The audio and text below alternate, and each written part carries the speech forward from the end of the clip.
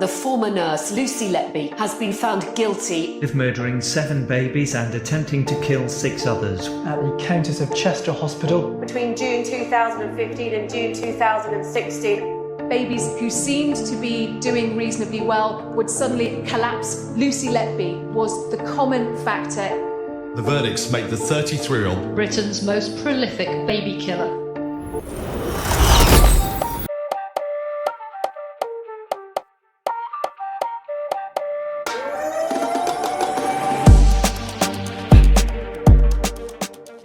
Well, I think I can remember saying, "Oh no, it can't be Lucy, not nice Lucy." That short phrase has been repeated by Dr. Stephen Brey in multiple forums as the way he first reacted when Lucy Letby's name emerged in connection with a series of unexplained collapses and deaths at the Countess of Chester neonatal unit. The remark is important because it positions him in hindsight as a reluctant accuser, someone who did not want to believe that a well-liked nurse might be responsible, but who nonetheless had to confront the evidence. Brey has repeated this version of events in 2 high-profile contexts. First, he used it in an interview for the BBC Panorama documentary, which aired after Lucy's conviction, where it was presented as his gut reaction to Powell's analysis. Second, he repeated the phrase under oath to the jury. However, the difficulty for Brey is that other evidence paints a different picture. Not only are there discrepancies between his various retellings, but the recordings of the meetings themselves, along with the testimony of other participants, he's raised significant doubts about whether he made that remark at all. Let's get into it.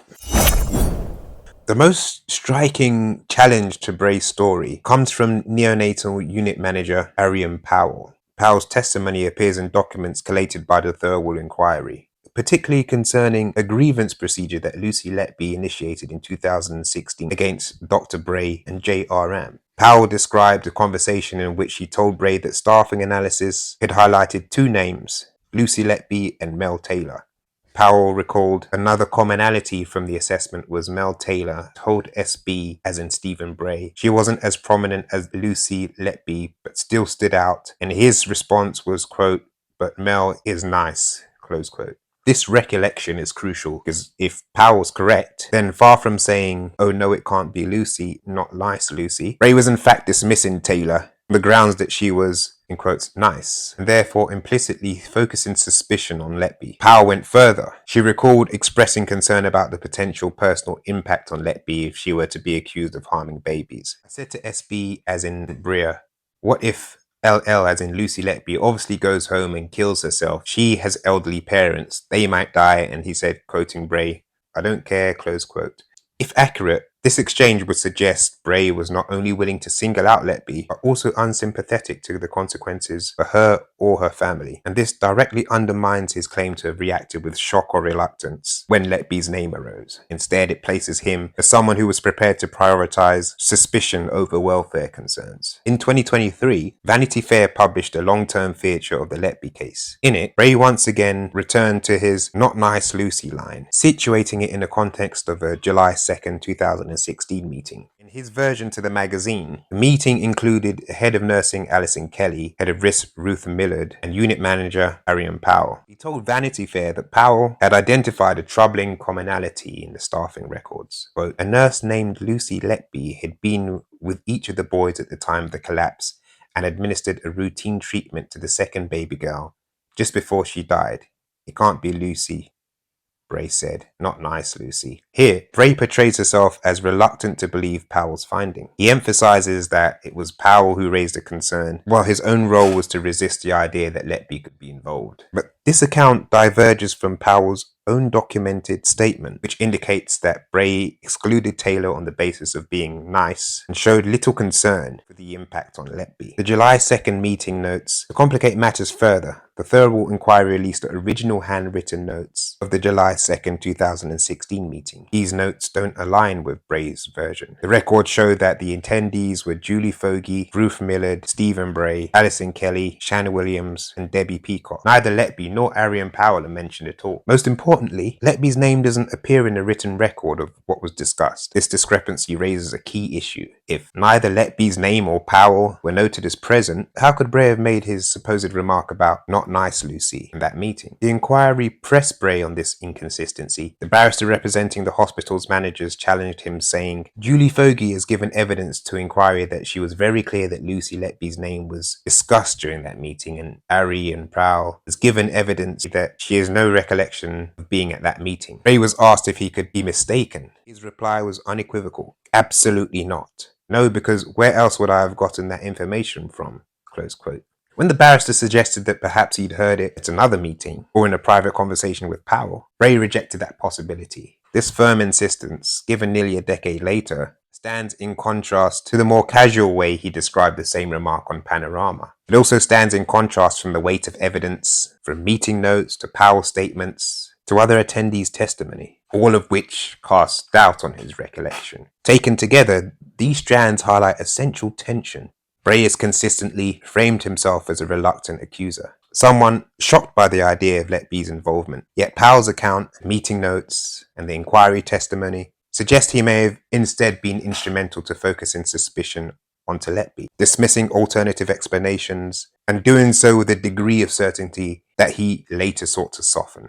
The "not nice Lucy" phrase therefore functions as more of a casual aside. It encapsulates the contested memories, the interpersonal dynamics, and the broader question of how Letby came to be prioritized as a central suspect at such an early stage. By mid-2016, tensions on the Countess of Chester neonatal unit had become severe. The consultants' concerns about a pattern of collapses had been raised, while nursing staff, including Lucy Letby, felt increasingly under suspicion. Against this backdrop, Letby actually lodged a formal grievance against Dr. Brey and J.R. Ram, citing bullying and unfair treatment. And it was during the review of this grievance that further testimony was recorded about the atmosphere on the unit. Several of these statements were later released as part of the thorough inquiry. What emerges from them is a picture of strained professional relationships, speculation about possible motives, and differing recollections of events. One striking theme was the circulation of a rumor suggesting that Letby had rebuffed romantic or personal advances from a consultant, and that this rejection might explain why she had become the focus of suspicion. Nurse Annette Weatherly, who'd been brought from another hospital to assist investigating allegations of bullying, told police there was some rumor, although I don't know where it came from, that she had rebuffed one of the consultants. Weatherly was careful to emphasize that she didn't know the source of the claim. Nevertheless, the fact that it was recorded at all shows that such speculation had currency within the unit. Shan Williams, Deputy Director of Nursing, echoed this when interviewed during the grievance process, and she recalled that, quote, someone had suggested at some point that maybe that was his driving factor, but it had no foundation. Williams's words indicate that while the rumor was known, it wasn't substantiated, yet its existence is revealing. It suggests that some staff were trying to make sense of why Letby, out of a team of nurses, had become the primary focus of concern. A personal motive, however unlikely, provided one possible explanation. Head of Nursing Karen Ray also addressed the rumor directly in her inquiry testimony. She explained that she had asked Letby about her working relationships with the consultants in question. Quote, I did ask her about her working relationships with two of the consultants. Lucy was quite shocked, particularly with Dr. J. Ram.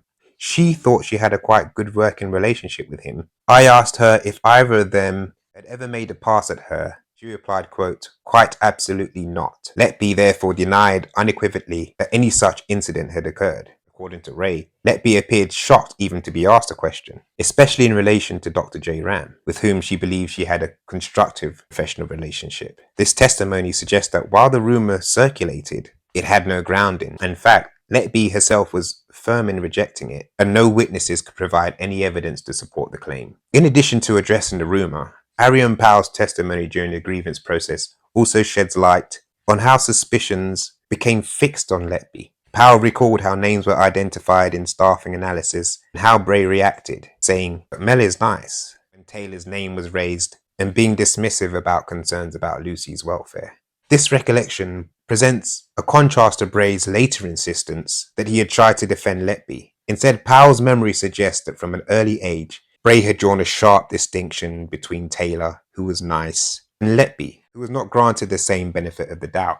In the context of a grievance about bullying, this testimony took on a particular weight. It pointed to a dynamic in which judgments about Letby's character rather than objective clinical evidence, shaped how she was treated. The inquiry documents reveal that interpersonal relationships on the unit played a large role in shaping perceptions. Letby's grievance alleged unfair treatment, and in reviewing it, investigators encountered both a rumour and recollection that suggested her relationships with senior consultants were strained. For example, the rumour of rebuffed advances, though unsubstantiated, shows that staff were aware of personal tensions and speculated about their possible influence. These revelations matter because they show how suspicion can be shaped by culture and rumour as much as by fact. In high-pressured environments like a neonatal unit where outcomes are often uncertain and stress is constant, interpersonal dynamics can take on disproportional weight. The grievance process brought some of these dynamics to the surface. Weatherly's and Williams' testimony show that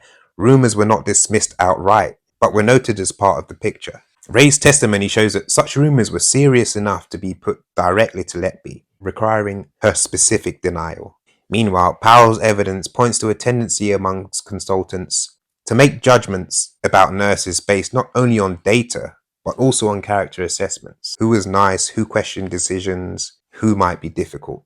In the end, the inquiry found no evidence to support the claim that Letby had rebuffed advances from consultants. But the fact that the rumour was remembered and recorded is telling. It shows that within the unit, some staff were aware the suspicion of Letby might not rest solely on objective grounds. They recognised that interpersonal conflict, rumours, and subjective impressions could also play a role. The grievance materials, therefore, provide a window into the less formal, more personal dynamics that shaped how Lucy Letby was viewed. Brey later positioned himself as reluctant to suspect her. Powell's evidence and persistence of rumour suggest otherwise.